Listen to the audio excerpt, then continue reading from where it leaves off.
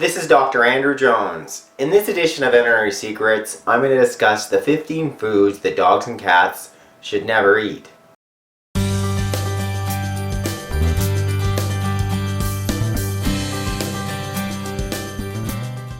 There are a number of common human foods that your dogs and cats should never eat. Some of the common ones include chocolate, coffee, alcohol, ones I think we're mostly aware of.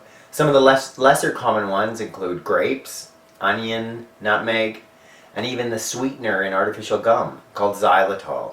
In this video, you're going to learn about these toxins, some of the common clinical signs if your pets ingest these toxins, and then most importantly, I'm going to conclude with showing you what you can do at home if your dog or cat ingests any of these. Alcoholic beverages. They are often sweet, attracting dogs and cats, but they can cause serious and fatal intoxication. Some of the clinical signs include incoordination, ataxia, excitement, depression as it progresses, slowed breathing rate, and they can lead to cardiac arrest and death. Avocados. Avocado leaves, fruit, seeds, and bark contain a toxic principle known as persin. The Guatemalan variety is the most toxic, but they all have toxic potential. They cause primarily serious vomiting and diarrhea. Chocolate in all forms. Chocolate contains theobromine, a compound that is a cardiac stimulant and diuretic. The most toxic form is the dark chocolate, or the baker's chocolate. Some of the clinical signs include initial excitation, increased drinking, increased urination, vomiting and diarrhea, increased heart rate, heart arrhythmias, seizures can be seen, and in serious cases, death is possible. Coffee in all forms. Coffee contains dangerous components called xanthines, which can cause nervous system or urinary system damage and heart muscle stimulation. Fatty foods. The primary concern here is severe stomach upset and in some cases pancreatitis. This can be fatal in some pets and is almost always triggered by a high-fat meal, such as graven or as pictured here, bacon. Macadamia nuts. They contain an unknown toxin which can affect the digestive and nervous systems and muscles of dogs, and this can lead to paralysis. A small number of nuts and even the macadamia nut butter can cause this. Moldy or spoiled foods. Many molds contain a type of toxin called Aflatoxin. This is thought to be a common cause of compost toxicity. Some of the clinical signs include vomiting and diarrhea, muscle tremors, incoordination, elevated temperature, excessive salivation, and liver damage. Onions and even onion powder. Onions contain a toxic ingredient called thiosulfate.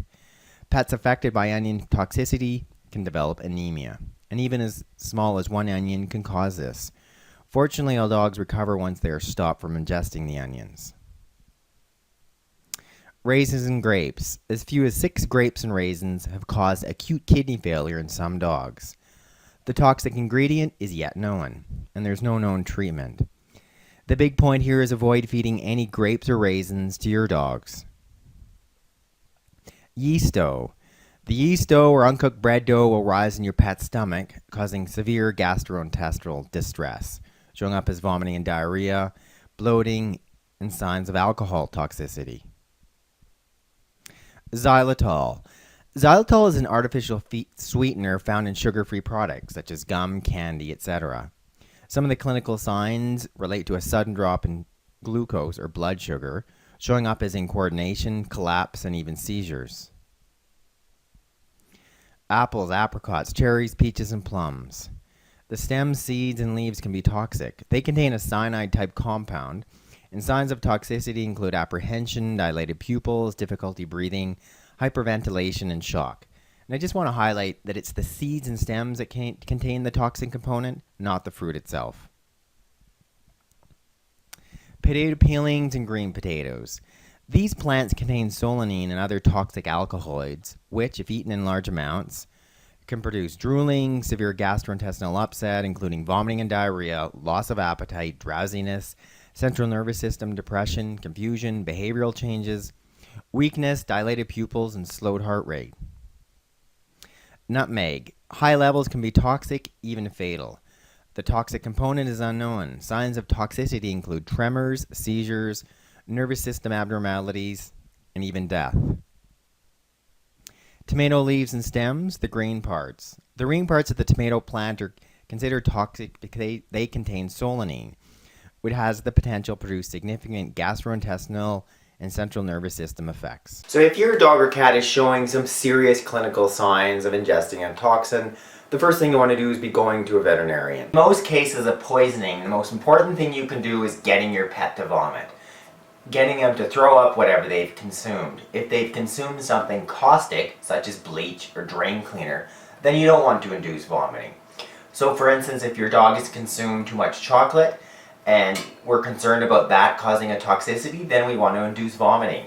The safest thing to use to do that is hydrogen peroxide, which I have here. So here's the 3% peroxide, and the dose is 1 teaspoon per 10 pounds. So here's a teaspoon. I'm just going to put it into a cup here so you can see. 1 teaspoon per 10 pounds of body weight, and I'll dilute that 50-50 with water. So Jesse being 40 pounds, his dose would be 4 teaspoons, there it is, of peroxide. I then just do equivalent water. There we got 4 teaspoons of water. Sorry about that, Jesse. There's the 4 teaspoons of water. And then that would just be drawn up to something like a syringe, which I've gone up here. Okay. So that draws up to about 25 mils, well, almost 30 mils of fluid, as you can see here in a syringe. But I'm not going to give it to him because I don't want him to vomit today, good boy. Then I would wait. And if he didn't vomit, I would repeat that in 10 minutes. I wouldn't repeat it more than twice. Then after that, then I would be transporting him to the veterinarian. Delay absorption. The next ingredient you should have on hand is activated charcoal. It's available from most pharmacies. Here it is here in a liquid form. It also comes in a capsule form. And what it does, it will bind to the toxin in your dog, your cat's stomach and intestinal tract, and prevent some of that from being absorbed. Just a great thing to have on hand. The dose of activated charcoal, here in the liquid form, is 1 teaspoon per 10 pounds. I just want to show you here what it looks like. I'm just going to put it into this cup here. So right here, it's this black liquid, as you can see here. So there it is here. You can see it in this black liquid. And if I was going to dose it and give to Jesse, I would have a syringe on hand. So there you have here. You can see that really black looking dark liquid, and that's the activated charcoal. And I would just put it into the side of his mouth like this, as I would be giving the peroxide. Opening his mouth, putting it into the side, putting the syringe right to the back of his throat, and then squishing it down so I know it would get down his mouth. Thank you for watching this edition of Veterinary Secrets. What I want you to do right now is click that link in the box below, and I'll send you my free book and videos on how to heal your pets at home with my top natural remedies.